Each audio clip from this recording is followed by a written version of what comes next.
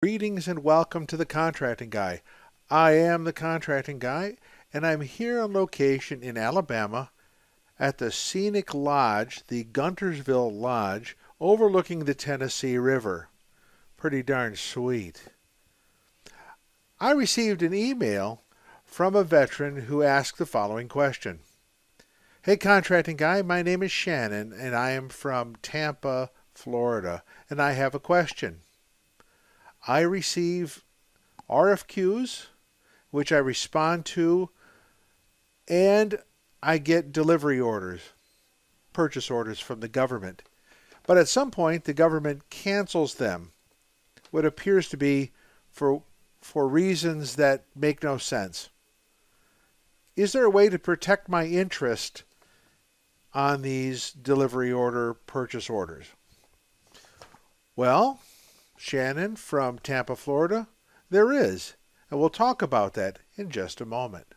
All right, Shannon from Tampa, Florida, let's talk request for quotes.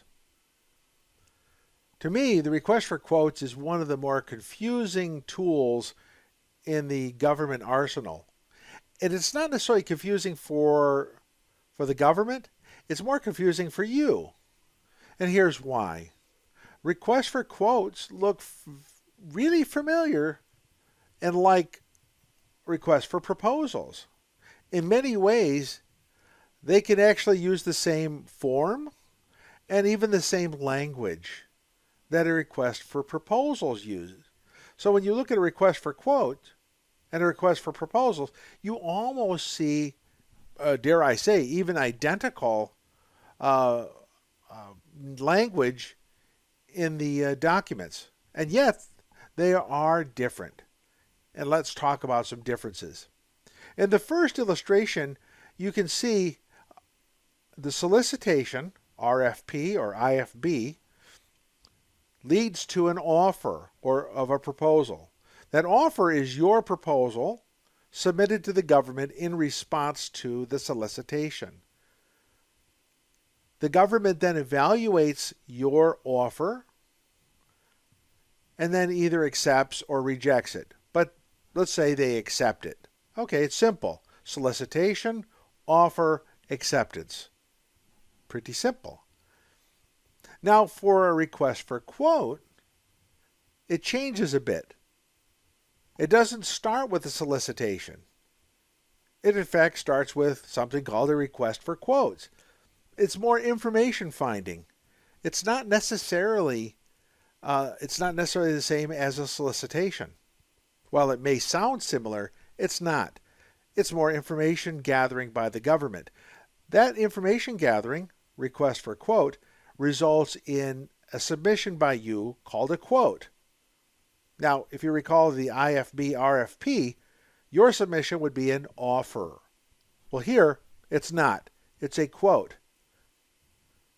That quote is looked at and evaluated by the government, and in return, if you're selected, you'll receive a purchase order.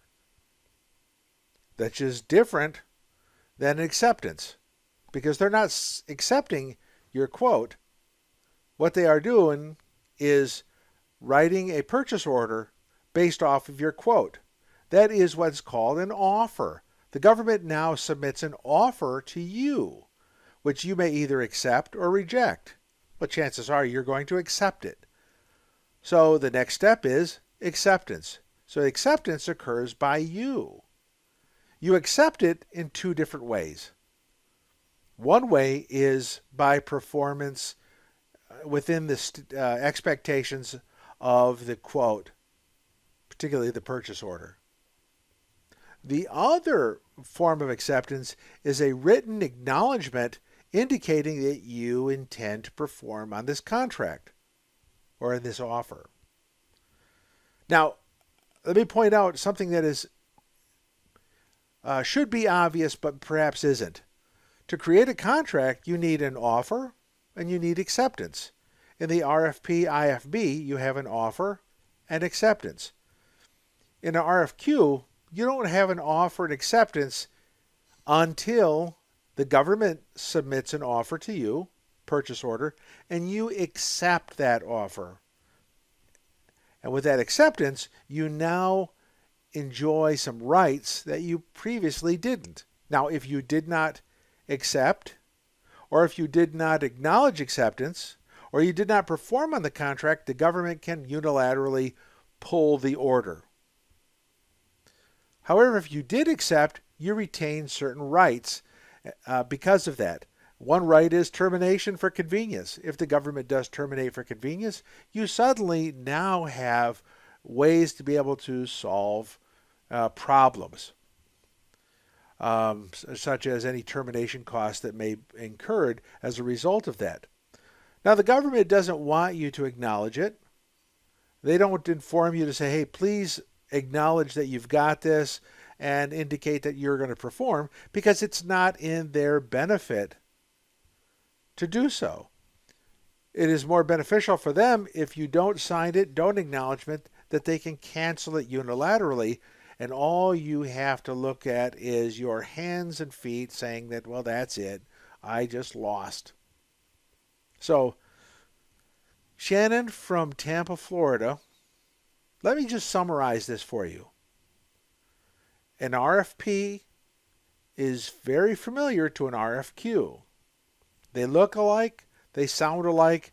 In many ways, they use the same forms, but they are absolutely not the same tools.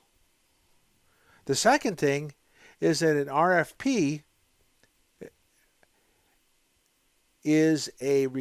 requires a response by you, offer, and then they accept it. For an RFQ, their request results in your quote, and then they solicit you an offer. They say, here's a purchase order. Now, you have a choice between filling it or not. Your filling it accepts it. Your acknowledging it accepts it, which then preserves key rights that you have under the contract. A purchase order in and of itself is not a contract. It is not. But once you accept it, it forms a contract. And because of that, you then enjoy certain rights that you did not have previously. Got it? This is a bugaboo for a lot of folks. So, well, Shannon from Tampa, Florida, I hope that this helps out. This is the Contracting Guy. I'm out. Thank you for watching the Contracting Guy. Please like, subscribe, and share the video. We'd appreciate that. This is the Contracting Guy. I'm out.